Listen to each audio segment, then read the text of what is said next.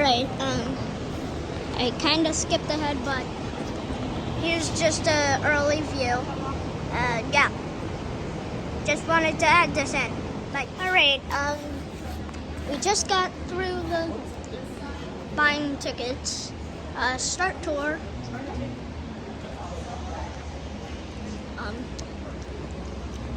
And sanitizer. Alright, thank you guys for watching. I'm just kidding. We're not just looking at hand sanitizers. We're looking at war. Well, not really, but yeah. Alright, let's go through.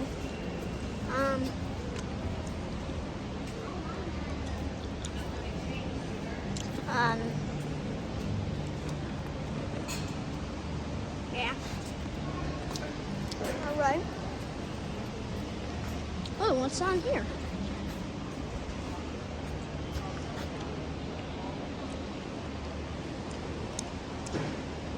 Huh? Hello. Bye. Wait for me, guys. So, what the? Ah. Thought I just felt a spider crawling.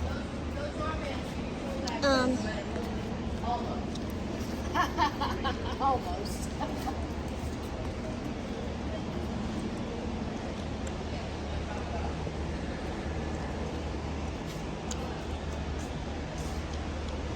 Battleship.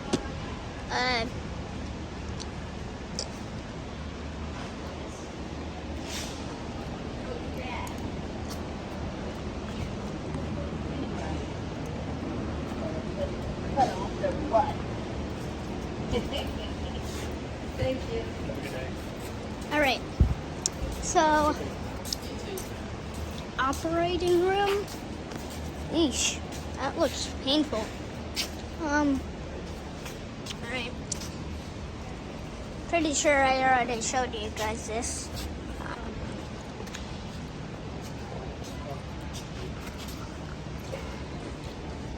You could pause the video to read that. So, yeah. Canister? Huh. That's weird. Another thing. In your pocket? I mean on her. She doesn't have a collar or anything. Do we need to get a... So yeah, then we need to get one. You can get it now.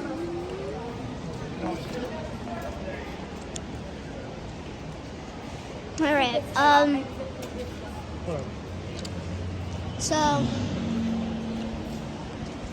big use state flag.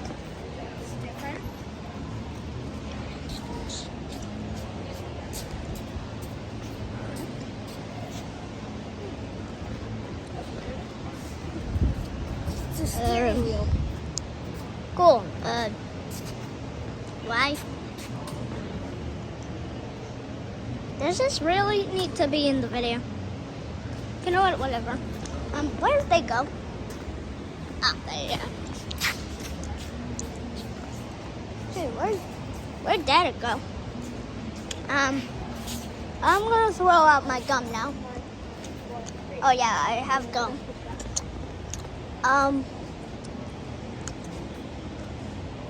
There it is.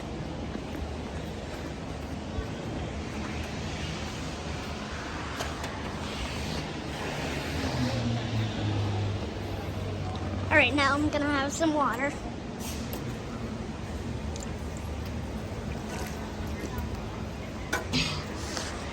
All right, sorry about that. All water, just water.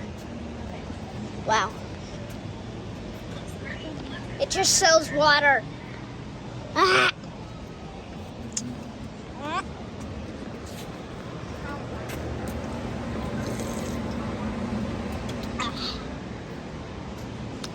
Sorry, I drank some more water. Gotta stay hydrated.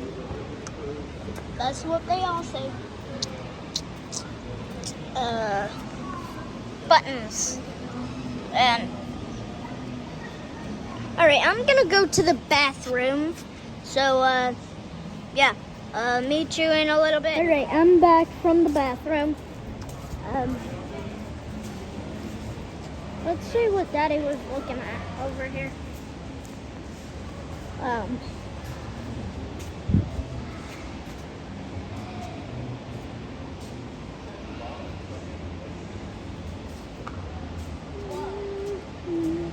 Battleship submarine.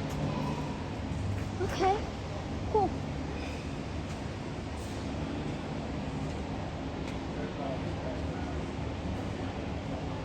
What year was it again? 1941. I think. Maybe.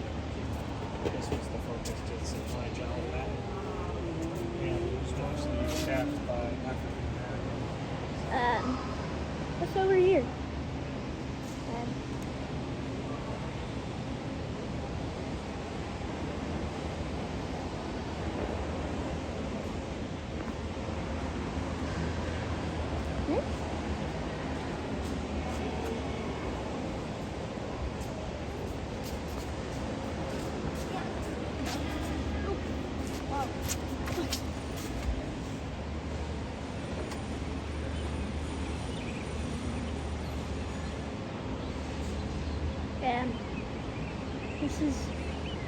This is all? No, it's... Guys, what's it? What is it? I don't know. Something, we don't know. It just started pretty much. I don't know if it's like a real fall.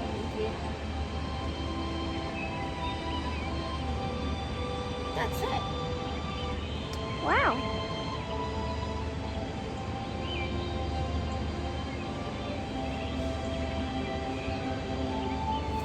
It looks blue on the thing, but it's really pink or purple. The sky looks blue on the thing, but it's actually purple. Tuskegee, Kind of. Alabama. 300 miles from anywhere. More dust than the whole state of Kansas, and hot enough every day to melt a man's soul. 70 years ago, Tuskegee was a launching pad for the dreams of some very special young men. Men who served their country with honor and represented their families with pride. Men who helped write history and wrote it large. They were all just kids back then, 19, 20, 21 years old, full of fight and ready to do whatever it took to find their way into the sky. Their country needed them, and they would not be denied, despite the fact that they were unwelcome, unappreciated, and very much underestimated.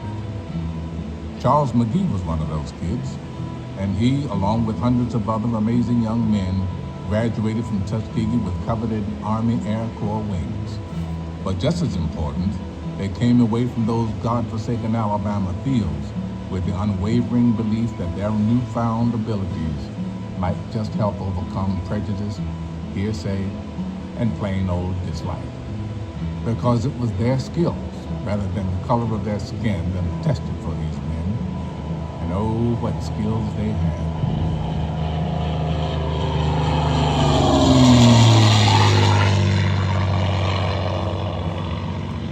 P-89, P-40, P-47, B-25, and of course the coveted P-51. The best combat airplanes America could offer in the 1940s, and in the hands of the Tuskegee Airmen, their legendary status grew greater by the day. Charles McGee flew them all, of course, but it was the Mustang that was without peer. With it, the airmen from Tuskegee patrolled the skies over Europe, clearing pathways for our bomb groups and protecting them as they went about the business of helping win the war.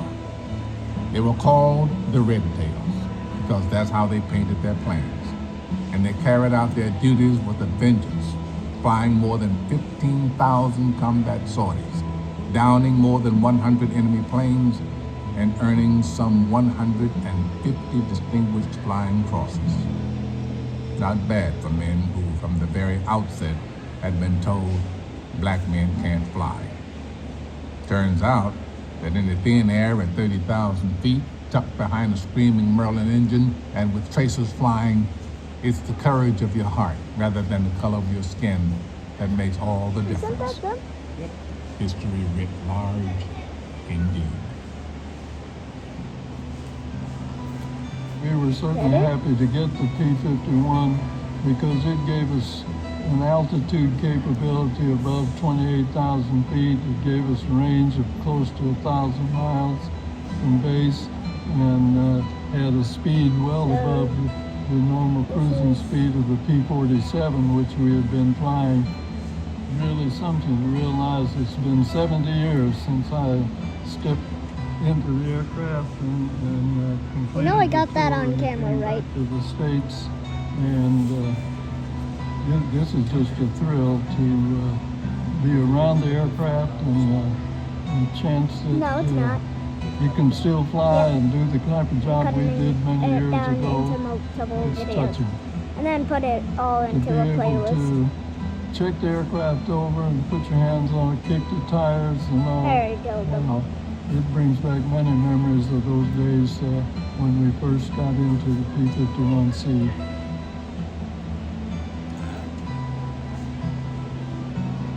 It reminds me of occasionally these folks saying that the plane went by and I knew it was a black pilot. My feeling is they can see red but not black. Every one of the Tuskegee Airmen will tell you history is of no value if we can't learn from it. It is the deeds of the Tuskegee Airmen that have helped us learn from the past, and through it, forge a brighter future. They've taught us determination against adversity, courage in the face of hatred, and belief in one's self, despite being given the slimmest of odds for success. As their motto goes, remember the Tuskegee Airmen. Whatever your dream is, no matter how big, work to make it real. And in so doing, you will succeed.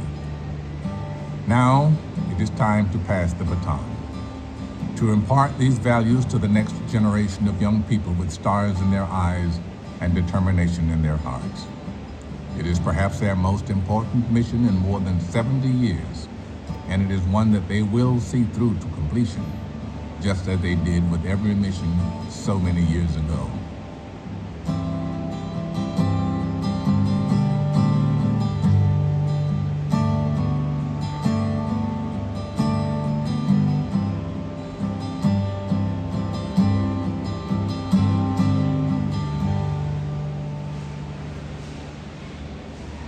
That's it? Yep. Well, that was 8 minutes of spent So that time was the plane spent. that they were. Yep. Yep. Hold on. You guys can pause the video to read all of this. But I'm definitely not.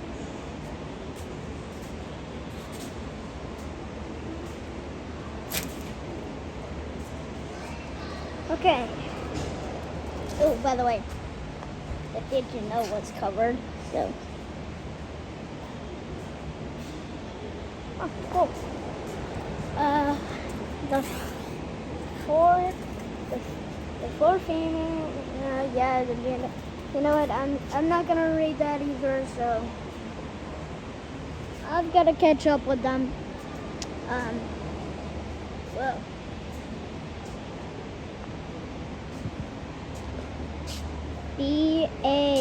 BALL3 or BA113. Cool.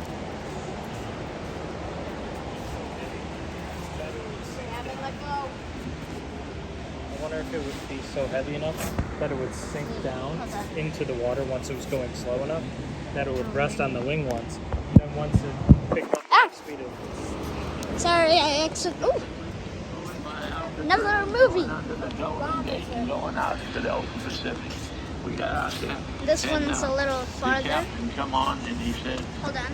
hey, he says, this is to inform you that we're headed for Tokyo. And that was like at a football game when somebody kicked a field goal at the last second. This force is bound for Tokyo. And that was a great moment. At sea, the Hornet joined with Admiral Bull Halsey's carrier Enterprise, which would provide air support for the mission and serve as flagship for the 16-vessel escort. During the 2-week voyage, Doolittle's men were given the details of their mission. The plan was for the carrier to move within 450 miles of Japan. They would launch at 6 p.m. in order to arrive over Japan at night and bomb military targets in Tokyo, Nagoya, Osaka, Kobe, and Yokohama. The raiders would then fly to a predetermined airfield inside unoccupied China, where the planes would refuel and move to safety further inland. The plan left little margin for error, as the B-25s had just enough fuel to reach China. But Doolittle, master of the calculated risk, felt the odds were in his favor. Once they learned their mission, Doolittle gathered his men and ceremoniously placed a Japanese peacetime medal on one of the bombs bound for Tokyo. The reality of the mission was taking shape, and spirits were high.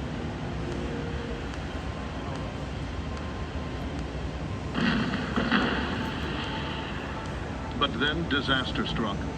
200 miles from the launch point, a full day before the men were to take off, a Japanese fishing boat spotted the convoy. After confirming that the ship had radioed Tokyo, the cruiser Nashville opened fire, sinking the vessel. The surprise attack was now in jeopardy.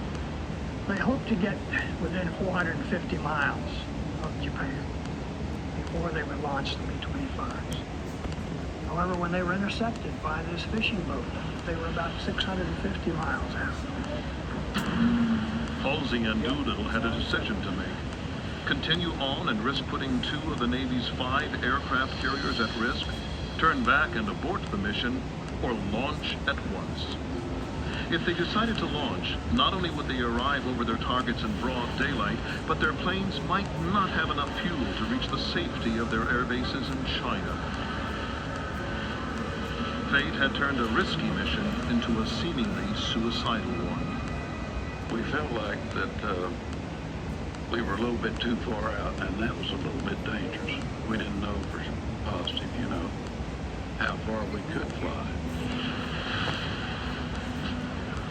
We heard over the loudspeaker that Army crews man your airplanes, so immediately we started going back to our quarters and gathering our gear together and getting into our airplane. The decision was to launch. And Jimmy Doolittle, the pioneer who had achieved so many firsts in aviation, would be the first to attempt the takeoff. Co-pilot Richard Cole and navigator Hank Potter were on Doolittle's crew. It would be, I think, a pretty bad feeling to everybody behind us if we took off and dropped in the water.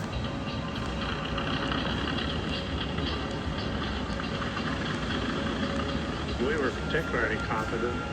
We had the best pilot in the Air Force flying us. As Doolittle and his crew sat at the takeoff point on the deck, heavy seas and a 30-knot headwind battered the Hornet. It was 8:20 a.m., April 18th, 1942, just over 4 months after the attack on Pearl Harbor. The Navy signalman, he would give you this to rev up your engine. And in the meantime, we would put the flaps down and have everything all ready. Both of us holding the brakes, and went to full military power.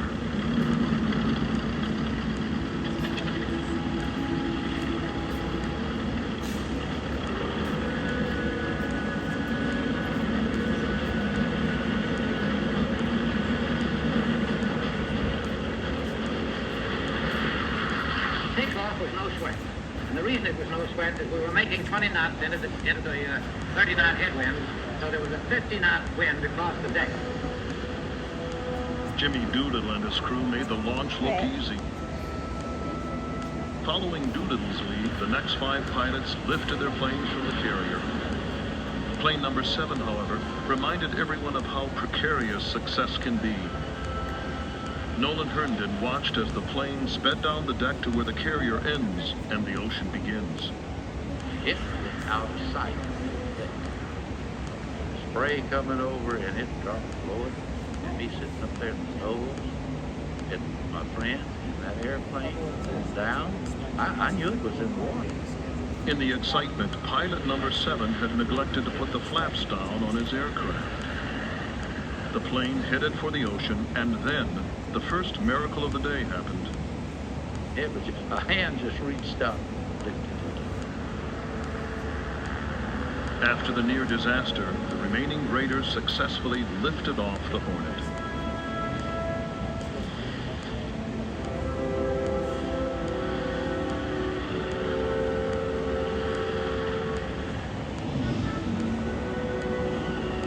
I just wondered if I should have stayed on that carrier that day.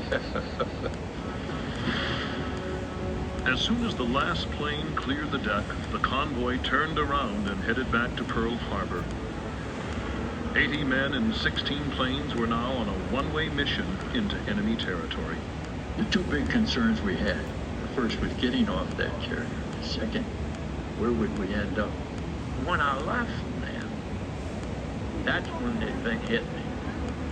Where in the heck are you gonna be tonight? Each B-25 crew was now on its own.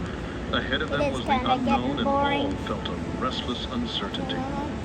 23rd Psalm, I kept saying it over. Alright, this is gonna be the end I of walked part through the 2. battleship. So, yeah. Bye. Alright, the last video we watched some of that. And now we're going into the submarine. Yes, baby. USS Drum. That's really loud. Ooh, what's in there?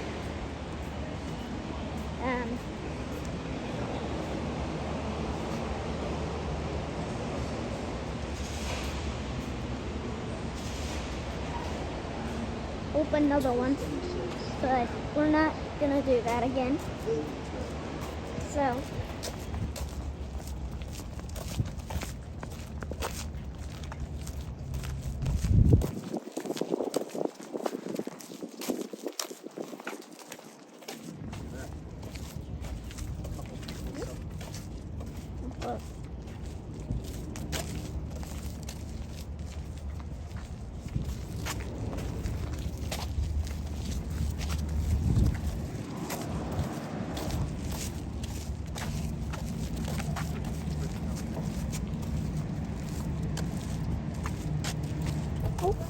There goes the dragonfly.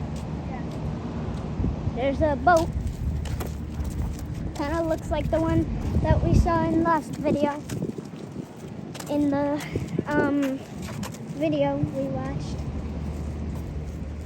It was still moving, so can't really show that right now. Maybe on the way after, when we're done with the battleship. I mean, not the battleship, the submarine. But, yeah.